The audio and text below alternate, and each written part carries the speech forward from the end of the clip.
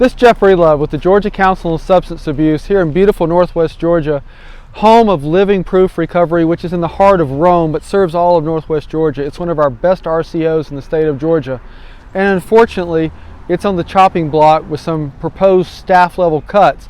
And I'm visiting with Ed James, one of our peers who's an active peer with Living Proof Recovery.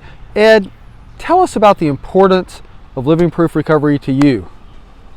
Well, Jeff, I know we've talked before, and I really think that I'm really blessed with what I call my trifecta, and that is, one, I'm an individual with a disability. I have essential tremors, so it kind of looks like I have Parkinson's, but it's not Parkinson's.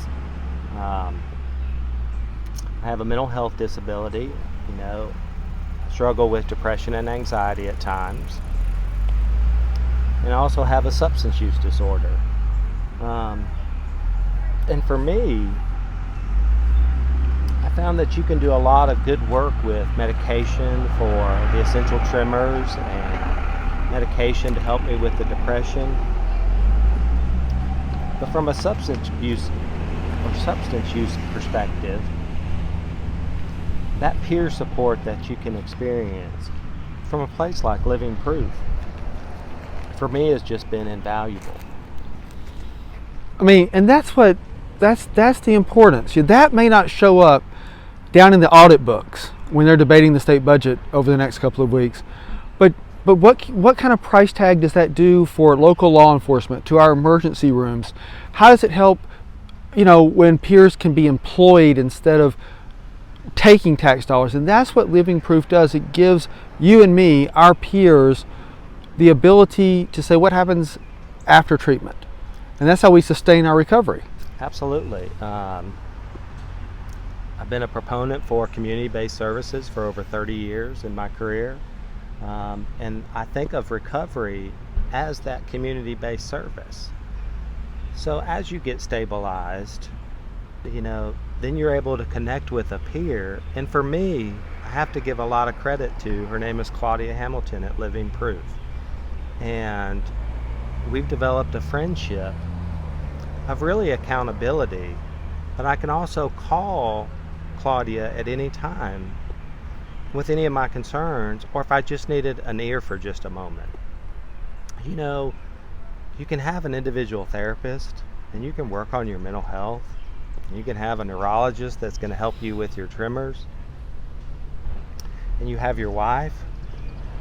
But having a peer that has been through some of the struggles that you've gone through, just for me, I tell people, in some ways, it's almost saved my life. It's helped me become a better person. I think a better member of the community.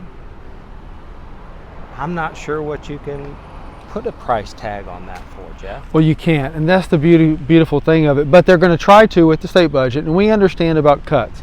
But what I believe, and I think you would agree, and it's because of people like Claudia, who are our leader at RCOs like Living Proof. It's a good business investment for the taxpayers, because it's less money that has to be in the criminal justice system. It's less money in the hospital system, where the funds can be better directed to people who have a medical condition, who are not criminals, who would otherwise maintain recovery, as long as this support network that Georgia's invested in, as long as all of it's not eliminated.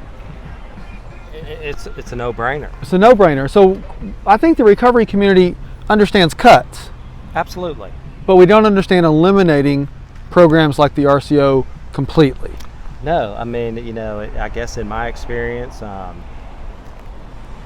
in providing services for over 30 years, like we talked about earlier, I've seen the ebb and flow of services from community-based back to residential. And what you're talking about is there's a cost to having peer support, but there's also a cost to residential treatment and prison or jail. So I guess there's you're exactly right. There's a cost involved to the state to have these programs, but also there's a cost to not have these programs. Absolutely. And these programs tend to be a good return on investment for taxpayers, because we keep people out of prison, out of emergency rooms, keeping them gainfully employed, making communities stronger, keeping families united, and making people like you and me productive members of society. Absolutely. And for me, I think you hit the nail on the head when you talk about employment and value and giving back to your community and being a peer for someone else. Because one of the joys in my life is also being able to serve as a peer for somebody else that may be having that same struggle, and so they can call on me. And so it's just a circle kind of care that I think the centers like Living Proof, I think it's just invaluable. So Living Proof up here in Rome, Georgia, beautiful Northwest Georgia. My peer Ed James, we've been talking about Claudia Hamilton, also a peer. These recovery community organizations are so important to the people of Georgia. We understand cuts. We're just asking the members of the General Assembly, don't eliminate these wonderful programs that save lives, strengthen communities, make families whole, and empower people. And we believe this because recovery is real.